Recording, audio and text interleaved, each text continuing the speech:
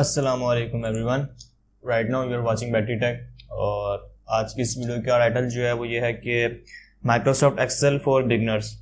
तो आज हम बात करेंगे माइक्रोसॉफ्ट एक्सेल के बारे में, उसकी बेसिक्स जो है उनको देखेंगे ताकि आप लोग माइक्रोसॉफ्ट एक्सेल पर काम कर सकें। फिर तो सबसे पहले यहाँ पर हम एक्सेल को ओपन कर लेते हैं। ओपन जैसे आप करेंगे आपके पास सामने ये विंडो होगी।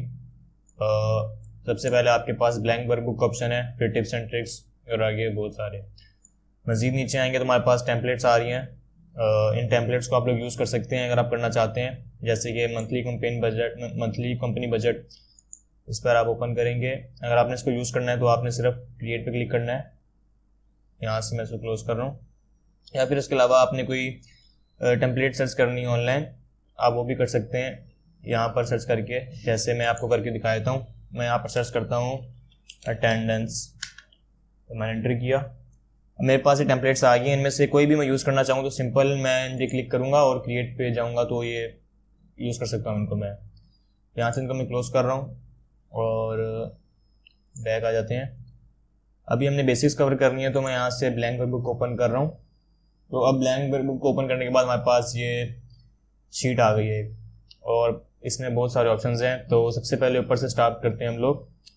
अब यहाँ पर हमारे पास होम, इंसर्ट, पेज लेआउट, जितने भी ऑप्शंस हैं ये सब टैब्स हैं हमारे पास। होम का टैब है, ये इंसर्ट का टैब है, ये पेज लेआउट का टैब है।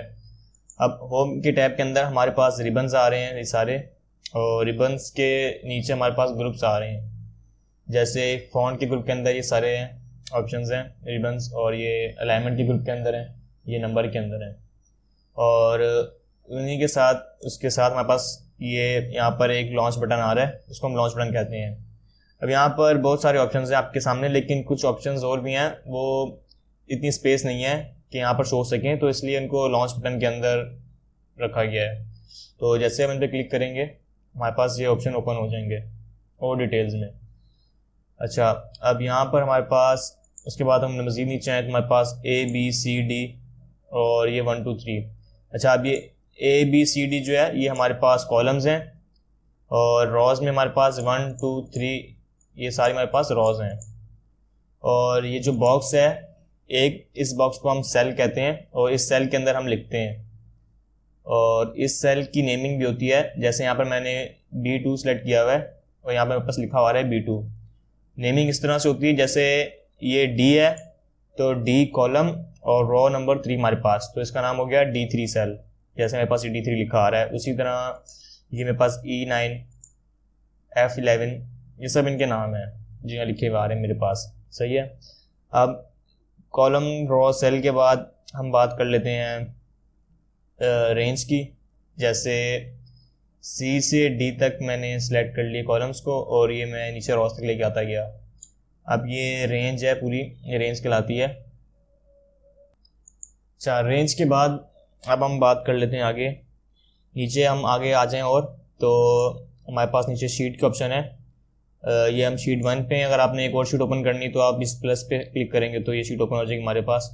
जैसे मैंने किया और मेरे पास ओपन हो गई। तो यहाँ से आप राइट क्लिक करेंगे और आपके पास जो ऑप्शन आ जाएंगे, आप सिंपल यहाँ से डिलीट कर दें इसको, जैसे मैंने कर दिया। अब उसके बाद यहाँ पर हमारे पास जूम का ऑप्शन है, तो यहाँ से अभी हम जूम कर लेते हैं ताकि मैं आपको क्लियरली समझा सकूँ, आप लोगों को क्लियरली नज़र आए। तो यहाँ से मैंने जूम कर लिया। अच्छा, अब हम बात कर रहे थे कि सेल की, ये हमारे पास एक सेल आ गया। अब इस सेल के अंदर हम कुछ टाइप कर लेते हैं, जैसे कि यहाँ पर मैं एक ग्रोसरी स्टोर लिस्ट बना लेता हूँ ताकि आप लोगों को समझा सकूँ। तो यहाँ मैंने लिख लिया स्टोर लिस्ट। ये लिखने के बाद आपने सिंपल एंटर प्रेस करना है और ये मेरे पास ए के अंदर ग्रोसरी स्टोर लिस्ट लिखा हुआ आ गया। लेकिन यहाँ मसला ये हो रहा है कि मैंने ए सेल के अंदर जो चीज़ लिखी है वो बी सेल के अंदर भी आ रही है। तो असल में ये बी सेल के अंदर आ नहीं रही, ये सिर्फ आपको बी सेल के ऊपर नज़र आ रही है, लेकिन असल में जो बी सेल है वो एम्प्टी है। जैसे मैं बी सेल के ऊपर क्लिक करता हूँ तो ये एम्प्टी है आपके सामने। इसमें आप कुछ भी लिखना चाहें तो लिख सकते हैं। जैसे मैंने एम्प्टी लिखा, ये बी सेल में लिखा हुआ आ गया मेरे पास। इसको यहाँ से मैं फ़िलहाल मिटा रहा हूँ। अच्छा, अब ए सेल जो है वो छोटा पड़ रहा है, इसलिए जो स्टोर लिस्ट है वो बी में आ रहा है। तो इसको आप लोग सिंपल बड़ा कर सकते हैं। आपने ए और बी जो है उसके दरमियान में जाना है और यहाँ से क्लिक करके इसको ड्रैग कर लेना है। जैसे आप ड्रैग करेंगे ये साइज़ जो है बड़ा हो रहा है एक कॉलम का। जैसे इसको यहाँ पे मैंने छोड़ा, ये एक कॉलम हमारे पास इतना बड़ा हो गया है। उसके अलावा एक और चीज़ आप और कर सकते हैं, जैसे साइज़ छोटा है, आपने सिंपल इसको बड़ा करना है तो इन दोनों के दरमियान में ला के आप लोग डबल क्लिक कर दें। जैसे मैं डबल क्लिक करता हूँ, अभी डबल क्लिक करने से भी मेरे पास साइज़ बड़ा हो गया है और ग्रोसरी स्टोर लिस्ट साफ लिखा हुआ आ रहा है मेरे पास। तो इस तरह आप लोग सेल को बड़ा छोटा कर सकते हैं। और उसके बाद हम बात कर लेते हैं, यहाँ पर कुछ लिख के डाटा एंटर करके चेक कर लेते हैं। उसके बाद मैं आपको समझाता हूँ मज़ीद। तो यहाँ पर मैं भी डाटा एंटर कर लेता हूँ। तो फ्रूट्स,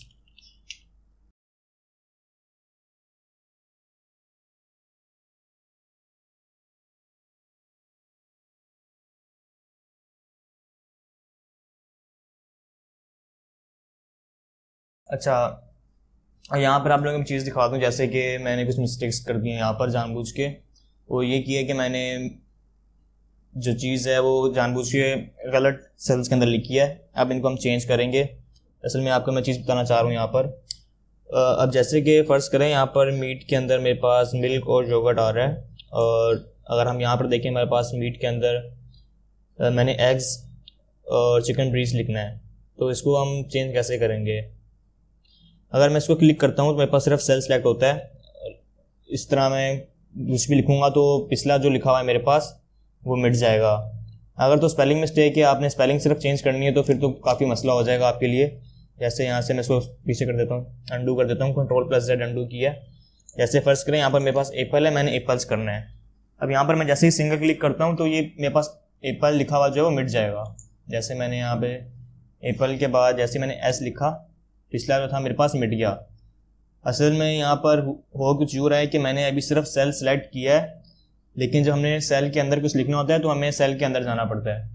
तो मैंने सिर्फ अभी सेल सेलेक्ट किया, उसके अंदर नहीं हूँ। तो वो करने के लिए आपको करना कुछ यूँ पड़ता है कि डबल क्लिक करना पड़ता है। जैसे यहाँ पर मैं एप्पल पे गया, अब मैं जैसे ही डबल क्लिक करूँगा तो मेरे पास ऑप्शन आ गया। अब मैं यहाँ पर एस लिखूँगा तो मेरे पास एप्पल्स लिखा हुआ आ जाएगा। तो ये मिस्टेक मैं पीछे कर रहा था, ये आपको बताना चाह रहा था असल में कि अगर आपने कोई भी चीज़ चेंज करनी है तो आपने सेल के अंदर जाके उसको एडिट करना है। अगर आप सिर्फ सेल सेलेक्ट करके लिखेंगे तो वो मिट जाएगी। तो यहाँ से जैसे मैंने मीट के अंदर ये दोनों चीज़ें मिटानी है, इनको यहाँ से मैं भी सही कर लेता हूँ।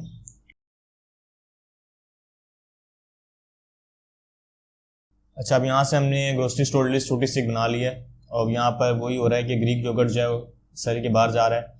सिंपल यहाँ से मैं आके डबल क्लिक करूँगा और ये कॉलम का साइज़ जो है बढ़ जाएगा। अच्छा, अब यहाँ से हमने जैसे लिस्ट बनाई है, अब ये इतनी साफ़ नज़र नहीं आ रही हमें, मतलब ये बहुत ही अजीब सी लग रही है। ना इसमें कोई हेडिंग्स हैं ना कुछ हैं, सिर्फ सारे टेक्स्ट जो हैं सिंपल सिंपल लिखे हुए हैं। तो इसको हम थोड़ा बहुत एडिट कर लेते हैं अभी। तो जैसे ग्रोसरी स्टोर लिस्ट है, इसको हम ABC के बीच में ले आते हैं, मर्ज और सेंटर करके। वो इस तरह होगा कि A, B और C को मैंने सेलेक्ट कर लिया और यहाँ पे हम ऊपर ऑप्शंस में आ जाते हैं। होम के अंदर, होम टैब के अंदर हमारे पास ऑप्शंस आ रहे हैं मुख्तलिफ। ये बोल्ड का, इटैलिक, अंडरलाइन, इसके बारे में हम अभी बात करते हैं, लेकिन सबसे पहले इसको हम बल्कि यहाँ से हम कर ही लेते हैं। यहाँ से मैंने बोल्ड कर दिया तो मेरे पास ABC में जितनी भी चीज़ें होंगी सारी बोल्ड हो जाएंगी। BC में कुछ था नहीं तो अभी एम्प्टी है तो इसलिए कुछ बोल्ड नहीं हुआ और A वाला हो गया है। अब उसके बाद यहाँ से हम इसको मर्ज एंड सेंटर पर क्लिक करूँगा मैं जैसे ही, तो ये मर्ज हो जाएगा तीनों रोज़। यहाँ से मैंने मर्ज एंड सेंटर किया और मेरे पास तीनों रोज़ मतलब कि तीनों कॉलम्स मर्ज हो गए, A, B और C। उसके बाद नीचे हम आ जाएं तो हमारे पास फ्रूट, एप्पल्स, मैंगो, सिंपल, इनको रहने देते हैं फिलहाल। अच्छा, ग्रोसरी स्टोर लिस्ट में अगर आपने टेक्स्ट का फॉन्ट चेंज करना हो, कलर चेंज करना हो तो वो सिंपल है। आप सिलेक्ट करें इसको यहाँ से पूरे टेक्स्ट को और यहाँ पर ऑप्शंस में आ जाएं। हमारे पास फॉन्ट का ऑप्शन है। अब यहाँ से आप कोई भी अपनी मर्ज़ी का सिलेक्ट कर सकते हैं। जैसे यहाँ से मैं ये सेलेक्ट कर रहा हूँ अहरोनी, अभी मेरे पास लिखा हुआ आ गया। उसके बाद हमारे पास आगे ऑप्शन है, अगर आपने साइज़ बड़ा करना है तो आप बड़ा कर सकते हैं, यहाँ से माइनस कम कर सकते हैं। और ये बोल्ड, इसके बाद इटैलिक का ऑप्शन है और अंडरलाइन का ऑप्शन है। यहाँ से फिलहाल बोल्ड रन दे रहा हूँ मैं। और अगर आपने टेक्स्ट का जो कलर इसको चेंज करना है तो सिंपल आप इसमें आएंगे, यहाँ से जो टेक्स्ट का कलर आपने रखना है, जैसे कि मैं यहाँ पर ब्लू रख रहा हूँ तो ये मेरे पास ब्लू आ गया।